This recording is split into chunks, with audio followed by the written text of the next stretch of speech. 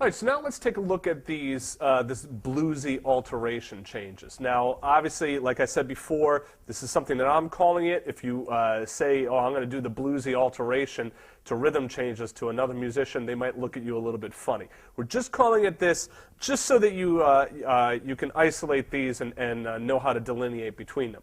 Now, basically, this one is, I'm just going to double check. Yeah, it's exactly the same first four measures. The B flat major, B diminished, C minor, C sharp diminished, and then D minor, G7, C minor, F7, right? So once again, 1, sharp 1 diminished, 2 minor, sharp 2 diminished, 3 minor, 5, 7 of 2, 2, 5, 7 of 5. And then here, rather than going into, let me just fix this here for a second. Rather than going into the B flat major 7, then to the B flat 7, then E flat major like this, right? It's a little bit different. What happens is we do B flat major 7 and then B flat 7 with D in the bass. So you can hear it adds a little bit of a bite to it, and adds a little kind of like a little bluesy feel to it. And then we go to E flat major and then E diminished. And then check this out. So it kind of has a gospel kind of feel to it. So it's like this.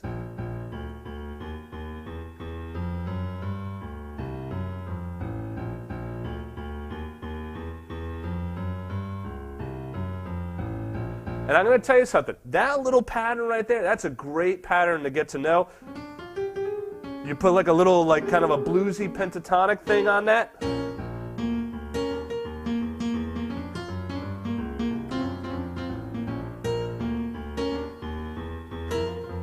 Oops. All right, that's a nice little pattern to know there, that little progression. And basically what's happening, B flat major 7, B flat dominant 7th with the 3rd in the bass, 4 major, sharp 4 diminished, right? And then we go to the 1 with the 5th in the bass, 5, 7 of 2, 2, 5, and then back to 1. Now, the G7 and the F7, I'm calling these altered chords. I was going to say alternate. They're altered chords. Now let's talk about what an altered chord, when you see that ALT symbol, basically it usually means that there's a flat 9 or a sharp 9 and then a flat 13 in there. So like it would be like that with the sharp 9 or like that with the flat 9.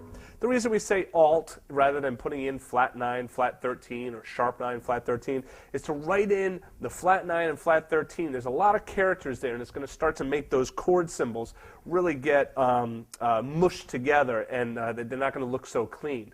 So when you see ALT like that, you know it's some kind of alteration. You could get away with just doing the flat 9. You could get away with just doing like the sharp 9, okay, or even just put in the flat 13 without the 9th, that's okay. Because if the guitar player or another musician is playing the 9th and you leave it out, no big deal. All right? But the main thing to know is that you're going to be altering those tensions. It's not going to be something like that where it's a natural 13 and a natural 9. Okay? So when you see that alt symbol, worst case scenario, if you don't know what to do, you could just play the 3rd and the 7th. Okay? And at least at that point, you're not going to conflict with another musician. Or you can just know that you need to alter those tensions. Let's say you threw in a sharp 11 in there, okay, by accident. Okay, well, you know, if someone else played the flat 13 in there, it's not going to conflict, all right, because it's a whole step away. All right, so that's pretty much this alteration. And once again,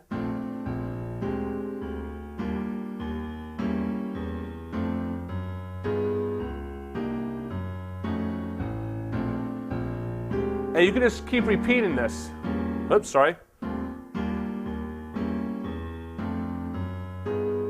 Let's talk about that fingering in the bass line because I messed it up once.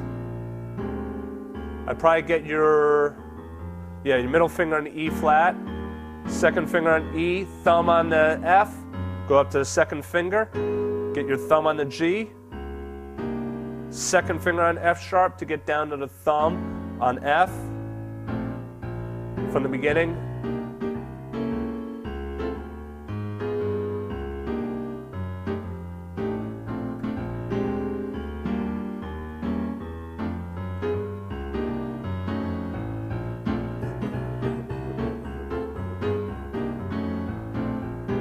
Whoops. All right, so you gently start to speed that up.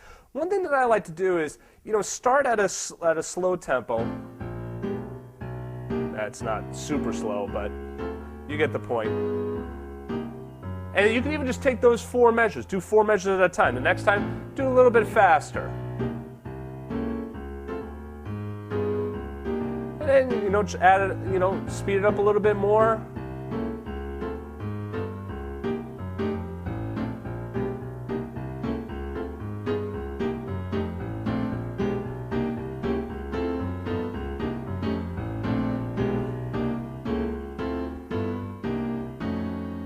And then on the G7, sometimes I'd throw in that flat 13 in there, okay? You can do that. You can add in the alteration, put in the flat 9 as well, sharp 9.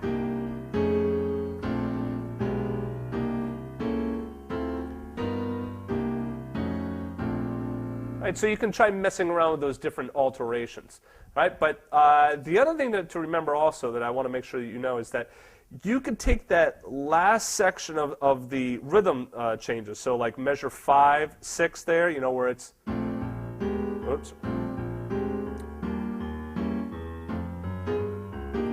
And you can add that on to, like the beginning one. The basic one.